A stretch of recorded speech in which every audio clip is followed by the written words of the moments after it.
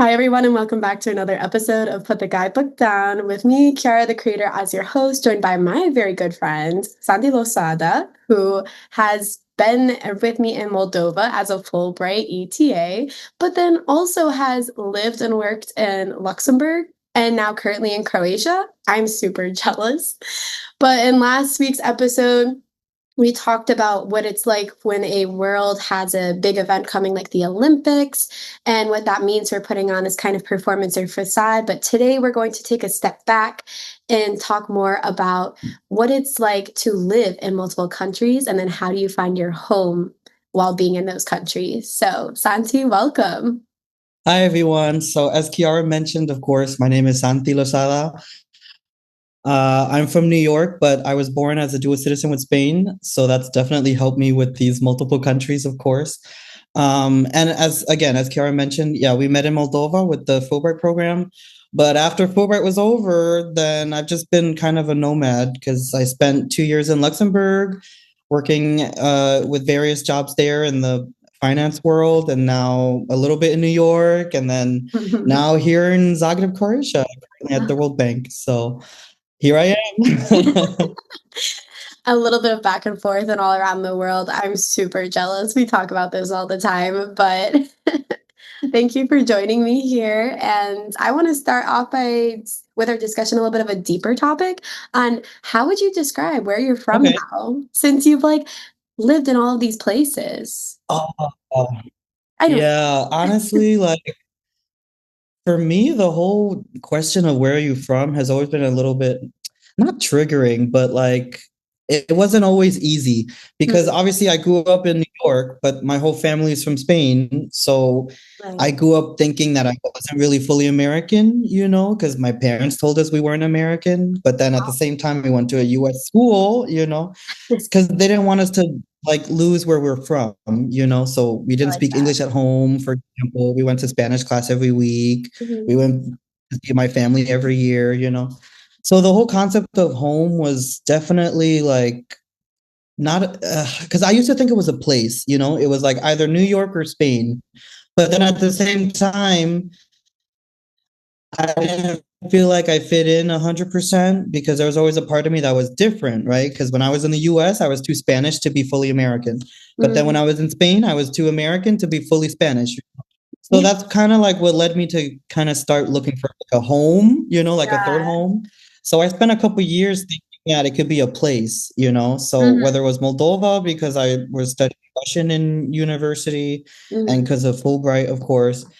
And and then maybe Luxembourg, right? Because of course Fulbright ended and I had to figure out something else. But each time I went, I like met amazing people in each place, and I started to realize it's not really so much the place that Mhm. can be considered home, but I mean, okay, yes, home is a physical place, but it doesn't have to be the country or the city, but it's more of the place where you have your people. I Mm, think that's home. The place where you actually feel like you can just call your friends and, just hang out, and the yeah. place where you make a life for yourself. It doesn't have to be where you're from. It could be another place. So for me, now Croatia's home. But in terms of like what would be my permanent home, honestly, I'm still trying to find it because Oh, now there's a part of me in all those places. So home yeah. is definitely divided now in a good way, in a good way. Right, right. But it's not just one area, yeah. Yeah. So then do you ever feel caught between cultures from being in all these different locations, or has Oh, that become honey, part of your all the identity? time. All the time. Oh my God. Like, even when I introduce myself, it's always compartmentalized because I Mm, say I'm American, but then I also say I'm Spanish because I am Spanish, right? So yeah, even that is like, oh, dual. And then of course, yeah, I'm dual citizen. So yeah, that always comes up as well, right. because most people that I grew up with, for example, they've been in the US for generations. Me, I'm like, honey, my parents just came here for their Yeah. masters and then they decided to stay and then boom, we were born, right?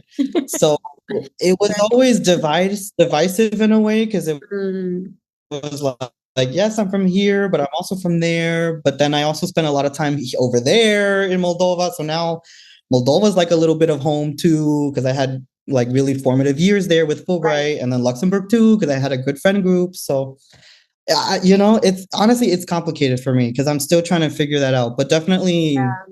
it's little bits in many places, but all put Mhm. together in one Mm. person, I would say.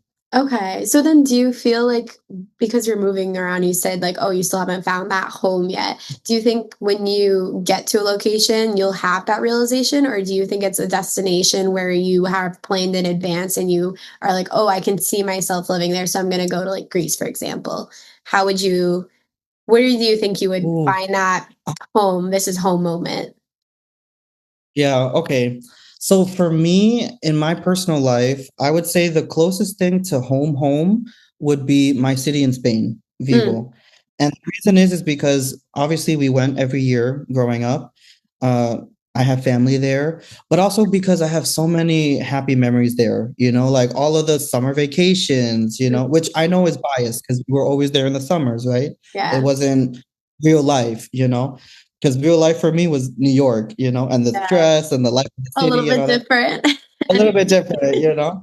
So for me, like the closest thing to home was Vigo because that's like basically my happy place. Like even though I'm here in Croatia too, long term, I want to buy a nice house there near the beach, especially near one particular beach that Yeah. I basically grew up with. It's called Canido. Oh, And talked about this. ideally, if I could just get a nice house there, that would be home, because it's just my happy place. And I Yeah. think that's what it is. Home is your happy place. It might not be where you were born necessarily, but if Yeah. you can have that feeling of, "Ugh, I have so many good memories here," then that can be Right. home.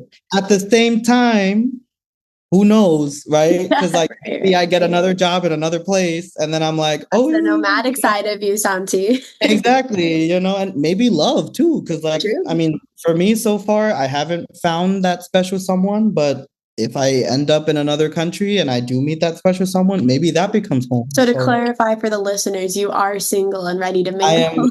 am, I am single, ready to mingle. I can offer you two continents, like, you know. Save the password discussion for the next episode, please and Okay, thank okay, you. okay. But I'm very unique. Okay, we can have multiple That you homes. are. One of a kind. We're gonna build that nice real estate portfolio There you together. go. He's already planning out your life. That's it. Oh my So, God, you already know, girl. well, we started really deep right now with the discussion of home. Let's take a step back then because you made that Yeah. introduction of you going to Moldova all because of language studies. So you speak Spanish, you speak Uh-huh. Russian, you also speak English. Probably, I don't know, am I missing a language? I also speak French. Obviously, Oui, now I'm oui. learning Croatian in Ah. here in Zagreb, and just a little Romanian, but I forgot a lot, honestly, which I feel bad about because I try not to forget. But That's okay. Me too. Am uitat limba română mea. exact, superb. Yeah, it's okay. It's okay. We'll get back to it. I feel like it's always there. We just need to recall it. But Exactly. so then, like, with all these languages, right? You speak them either while you're traveling, maybe in like New York, you said you speak Spanish at home. Do you feel Yeah. different parts of yourself coming out depending on the language you're speaking then or where you are speaking that language? Oh, hell to the yes. Like, for Santi. example, oh, sorry. But sorry. But like, yes, for sure. Because like for me, like say for example, I get mad. I can only get mad in Spanish. Like it's just 'cause in English, it doesn't do it for Doesn't me, have the same doesn't vibe. have the same zest, like especially like if you're like even if you're mad at your brother or whoever, like there's just something about maybe because again, I was raised in a Spanish speaking household, but Right. there's just something about like when you're yelling in Spanish or not even yelling, if you want to be more passionate, Mm. be better in Spanish than in English. I don't know. I just it does it for me. But Yeah. then at the same time, like if you want to sound more like not cutthroat, but more like stern, I use Russian, honestly. Oh, for Because sure. sometimes, like, because not as many people speak it too. So when you're speaking it, you feel more like, that's right, Yeah. like this. But then, and now here in Croatia, it's interesting too, because now I'm learning Croatian. And yes, the language is Slavic. So you do have that kind of sternness a little bit. Sure. But at the same time, they're by the Mediterranean, they're by the Adriatic. So they're Hmm. also more like Latin languages in a way. So it's really interesting for me because it's a mixture of my culture a bit, like the Spanish, right? But then at the same time, they're Slavic. So it's that weird Okay. balance, you know? So this is kind of like the blend of the It's like the different parts blend. It's of the you blend. coming together. Wow. It's the blend. And you don't And feel that's like why this I is really home love yet? countries where it's blending. I think that's why I love Moldova too, with that whole blend of Russian, Yeah. Romanian stuff. And that's honestly that's why I applied because in my essay I wrote about like growing up in a dual language household. And I Yeah. was like, oh, people there also grow up in a dual language household. So I feel that Yeah. connection, you know, with them. And I Yeah. mean, here it's just Croatian, you know, but Hmm. that dual culture thing that they have here as well with the Mediterranean influence Yeah. and the influence. I don't know. That's something for me that I personally enjoy because I feel more not at ease, but I feel more understood because people Mm. here also are used to mixes of things, you know, and I'm just someone who's very used to mixture of things. Yeah. I like that, especially this whole concept of being like a mixture of something yourself just from being nomadic and living in different Exactly. places, but then also like the Exactly. gravitation to different parts of the world because they share that kind of a mixture background and culture and Exactly. identity. I like that. I never thought Exactly. about that. Exactly. We're just mixed. Well, I mean, I feel like what you said to the point of why you applied to Moldova, that was also one of my reasons, was just because of my background as a linguist, being like so linguistically diverse there with not just Russian, Romanian, but also Gagauz, because you lived in Comrat, right? Mm-hmm. So like you Oh got to my experience God. this whole uniqueness of Gagauzian culture, language, and just the fact that the language is not documented. And people like to say, oh, it's like a No, Turkish no, not at language. all. And you're like, no, it's not. Like Yeah, it not has at some all. characteristics, but it's its own language. Exactly. Like, and for me, the whole fact that, in my opinion, even though it's a small country, I feel like Moldova is basically all of Eastern Europe in one freaking place because you have like the more Soviet part, right, with Yeah. Transnistria. Then you have the Turks in the south, in Gagaland, I call Yeah. it now.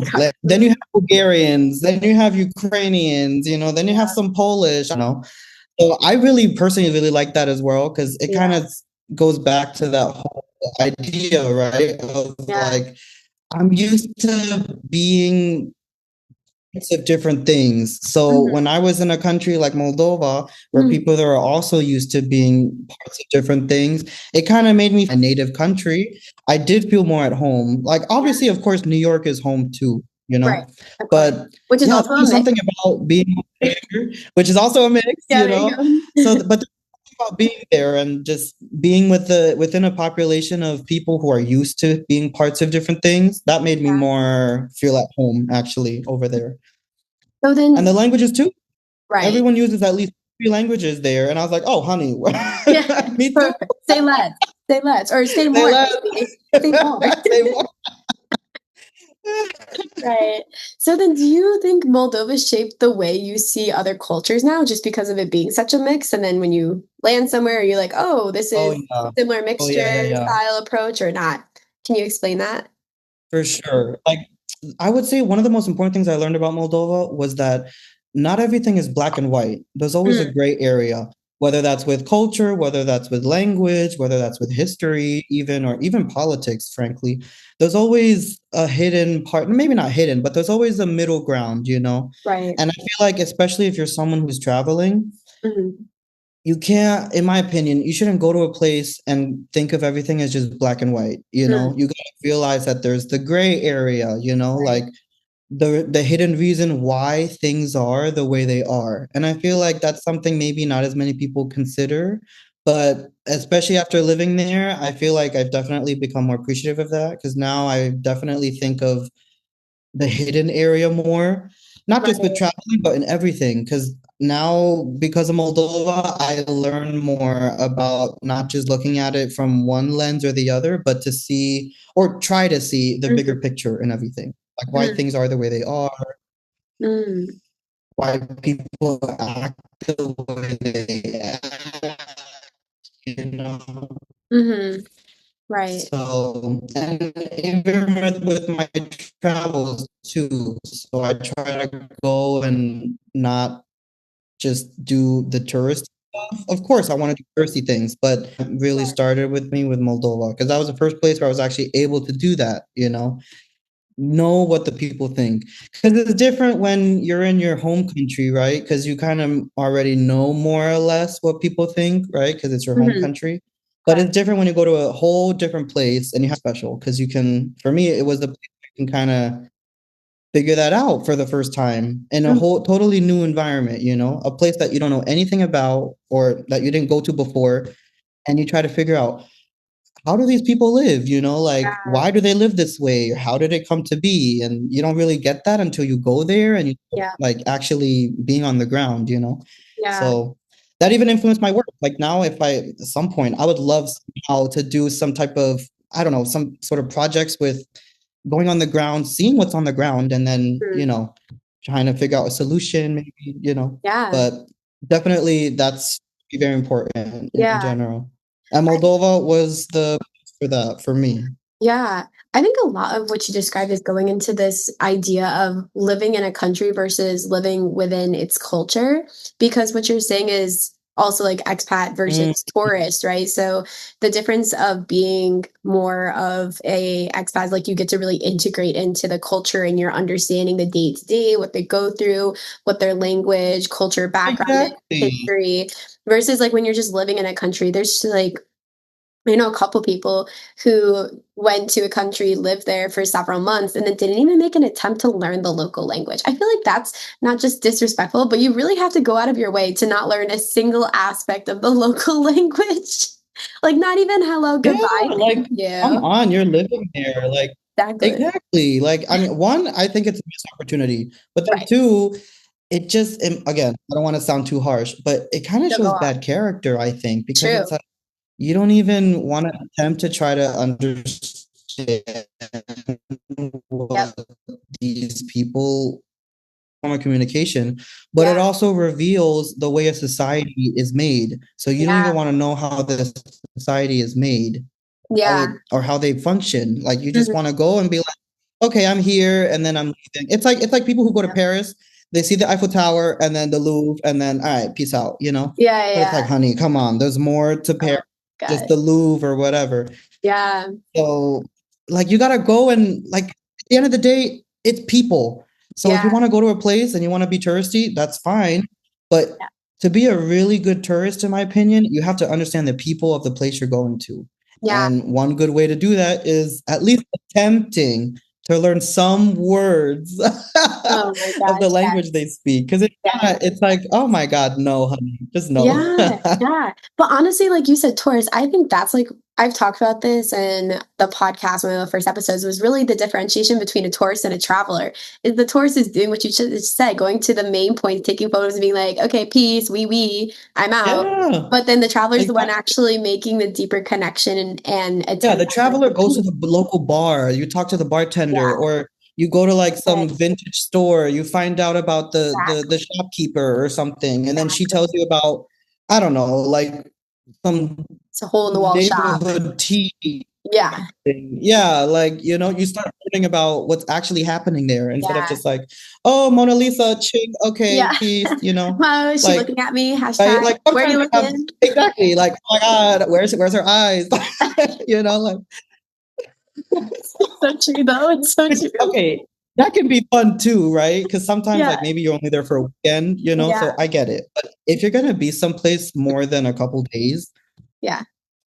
I think you should make more of an effort. Yeah, For make more of an effort. gosh. That's why me personally, I never like going to any vacation where it's like you're just in the resort and you Yeah. don't and you never leave the resort and that's it. Like Mm, that's why personally I haven't been to the Caribbean yet because so mm, many vacations that take place that's there, for at least yeah, American vacations, you just go to the freaking resort and you go to the yeah, beach at the resort or the pool and then that's it. correct. And you get the buffet. And I'm Yeah, like, well, that's boring. I think it's like we like a differentiation point between what you're looking to get out of the travel experience. Like, because I'm gonna admit I'm one that has gone to a resort in the Caribbean for like a 3-day vacation to just dissociate on a beach. Like I feel like sometimes people need that. So I think it's more in terms I of agree. I like get agree. out. I think I never went because my family's too freaking big, so we could never. The whole party going down there. You guys need Oh, your it'd be the whole like whole plane, villa. like the Losada plane. Just oh my god, and yelling in Spanish too with Yeah, tortilla or there you something. go. There you go. There you go. And then the So plane smells like olive oil. there you go. Well, that's maybe not the whole family yet to the Caribbean together, but maybe you just try and give it a try, get a taste. But I think this leads to the next question I wanted to ask Oh my you god. about, which is like, what's one misconception about expat life people rarely talk about then? Because I feel like there are Ooh, many, but you've been living yeah, abroad, I've lived abroad. What is the number one for you? I would say the number one is definitely with money, Mm, because when you say expat, a lot of locals, including me here in Croatia, because when I introduce myself, obviously they always ask two things. right. One, where are you from? Mm. And the other one, what are you doing here? So Ah, of yeah, course, I'm not gonna lie, right? So I'm gonna be like, oh, I'm from this place and this place, but I live here now because I yeah, work here. You know, that's yeah, usually my little spiel. right. But then when people hear that, they always think that you came to like it also depends because some people they don't like expats at all. So they're like, "Oh, Mm, you're just here to raise prices," you know? So I mm, feel like it's yeah, definitely the money because when people find out you're an expat, one of the first assumptions is that you're gonna raise prices, you're gonna right. make rents go up, you're gonna do this and that. Yeah, So sometimes I feel bad too because I don't want to be part of that problem, as for yeah, locals. But I came here for a new job, so I'm living here full time for a long time, at least 3 years. yeah. So, I feel like that's a little bit different, Mm-hmm. but definitely with expats, it can be hit or miss because some people they do go to certain places and become expats and just flaunt their wealth, right? Yeah, And make rents more expensive. But yeah. I feel like if you do it more in I don't want to say classy way, but Maybe if you go ethical. with good intentions, then I think it's different. But definitely the first stereotype is about money because Yeah, they assume that you're rich and that you're gonna be like buying property or buying some business or something like that and making yeah, things more expensive for local people. So you yeah, gotta kind of get through that too. You gotta be like, I'm not trying to I'm not trying to make your lives harder, I promise you. yeah, yeah. You're like, I'm genuinely here on good terms. Like, Yeah, yeah, yeah, yeah, let's get a exactly, coffee together and exactly, discuss it. exactly. But I also get why they do feel like that too. So it's Yeah, also that's part of the process. You gotta be a little bit understanding as well. Like again, back to this yeah, gray area. There's always a reason why things are thought of, yeah, like why people think that way about expats. yeah, So that's part of the hard part about being here is kind of like navigating. Also, I don't know anyone here, right? So you have to make friends from scratch, yeah, and all that stuff. yeah, yeah, And it can be like just not being yeah. afraid, basically. That's the biggest thing. You just can't be afraid. And you just go to eat by yourself sometimes, maybe, Mm-hmm. if no one else wants to come, Yeah, right? Or go, it's the little things. It's not for everyone. I know it's not for every person that can be more, if you're not as shy, then it can be a great experience too, because you can yeah, figure out things about yourself, about how resilient you are, right? How adaptable you are. So that can be a good thing. But yeah, yeah, expat. yeah. Yeah. I think you're definitely on it is that there's like so much that I feel like especially I don't want to go down this rant because that's for a later episode, but when it comes to like not to I lived in Indonesia, but Malang, I always have to specify that because everyone thinks, oh Bali, because of the travel influencer, nomad, and they're just living and working there. And that's part of my whole research was the whole impact of Yeah, that on local culture, language, history, and then the economics behind it. And with exactly. that, it's And like many people are like, oh, I'm here because it's cheap. yeah, yep. Which like that's where people get upset because like, that's again driving up their cost of living and day to day. Maybe then the locals can't afford it on the local economy. So I totally get that side. But I think what you're emphasizing in terms of how you go about approaching the subject and then the effort and intention you put behind being an expat in that country is really what makes the differentiation point. And I know, like, from my experience, as you said, like, being comfortable alone and doing things alone and having that courage to just try it and create the friendships is like one of the big aspects of expat life and nomadic life that I feel like people don't Oh, yeah. necessarily talk about because they're not comfortable being by themselves necessarily. It's their first time being by Yeah, themselves and they're yeah, like, oh my gosh, what do I do? for sure, for sure. And I feel like it's even like even personally it's important because you have to know who you are. Yeah, And one good way to do that is if you live by yourself in a new country, because then it forces you to really think deeper and about who you yeah, are. yeah, It might even make, at least in my case, it made me much more humble as well. yeah. Like I don't think I was ever an arrogant person growing up, but I definitely became much more humble over these past few years. Mhm. One, because you see different experiences of people, but then also you become more grateful for things that you had back home or for your parents, like, because when I was a teenager, right, we were all really rebellious and stuff, and like, I'm an adult, da da da da da.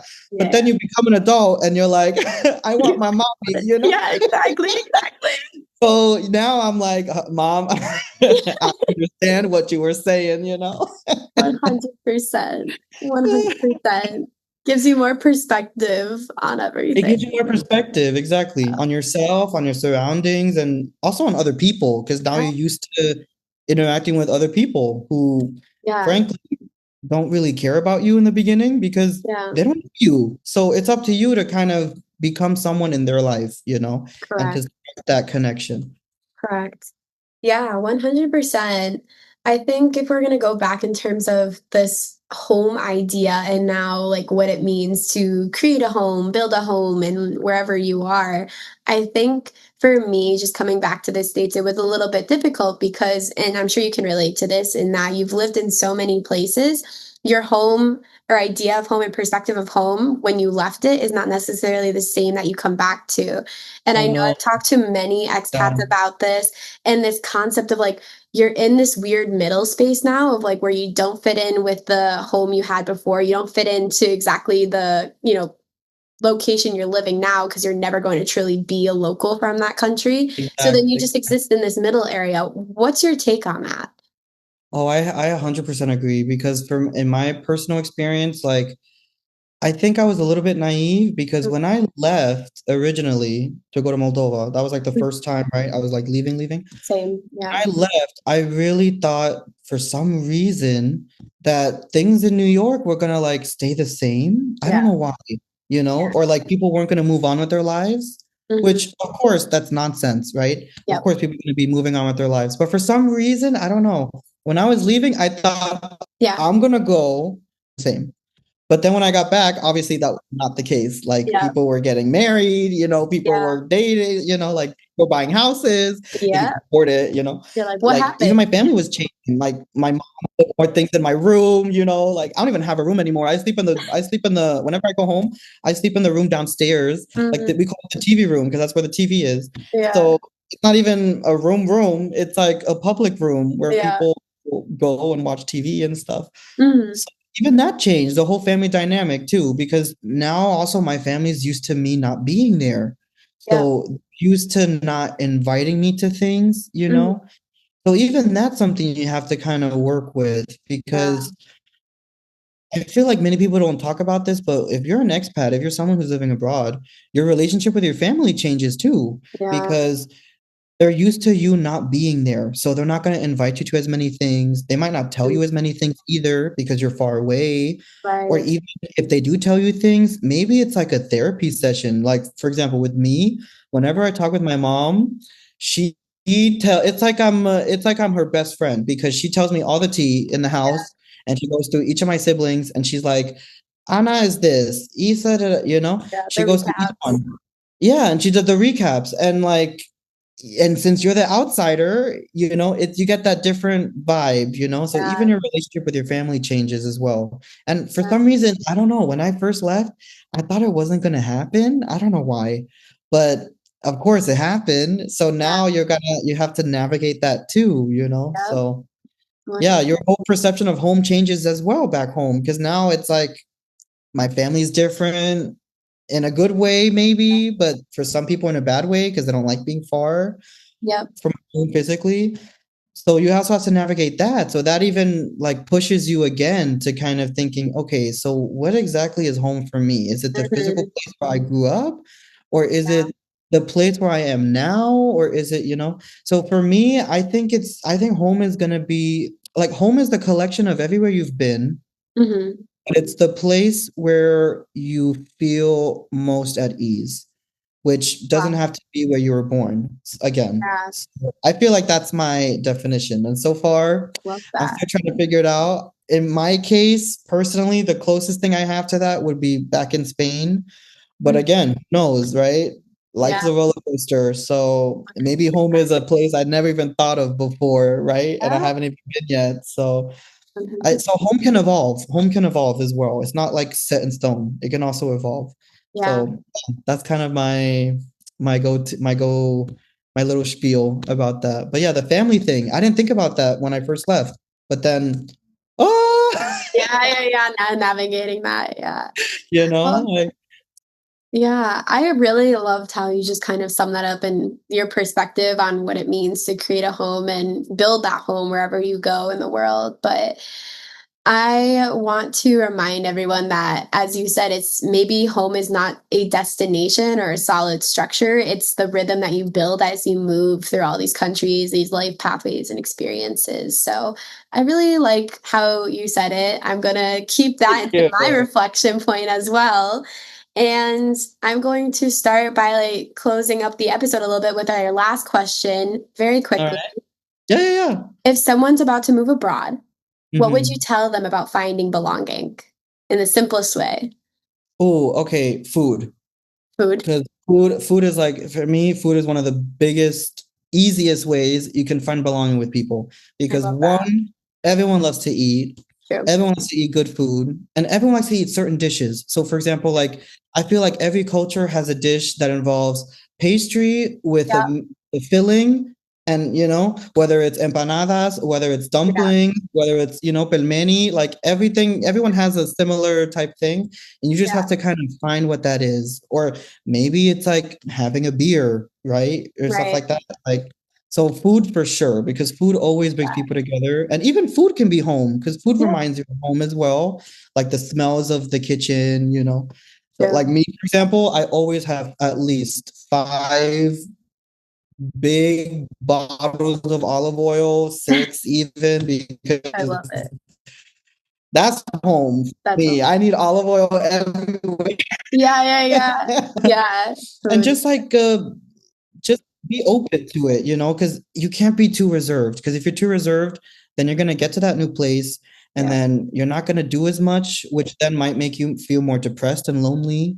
Yeah. So you have to kind of navigate just not caring in that way of just Yeah. being open to say hi to strangers, and like just speaking to people you don't know, things like Yeah. that.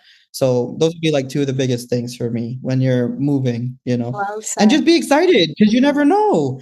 It's Yeah. a new country, like you're gonna get there and who Hmm. knows what happens. So just the adventure. You have to enjoy the adventure of it. I love it. That's always Santi, I love it. We need to get you on board as an ambassador for us because you hit all the points. Guys, I promise I did not tell him to say these things. This is genuine and authentic. So I love it. But I want to thank you for whatever you coming want, on. darling. Whatever you want. I want to thank you so much for coming on and speaking for this episode, Santi. And I miss you. I need to come to Croatia or you need to come here. We need to catch up in person. But I want to encourage Yes, everyone. all of you have to come to Zagreb. You can go to see. Yeah. So yeah, meet Santi. He's amazing. He'll make you laugh. But I want to encourage everyone in the comments on any of our channels to really share what your definition of home is. Do you agree with me and Santi, or do you have different interpretations? I would love to know. And be sure to visit our website, our channels, of course, and really start to dive into finding your maybe next home or feeling of home. So thank you so much, Santi, and everyone. We'll see you next episode. Thank you so much. Adios and bye. Bye.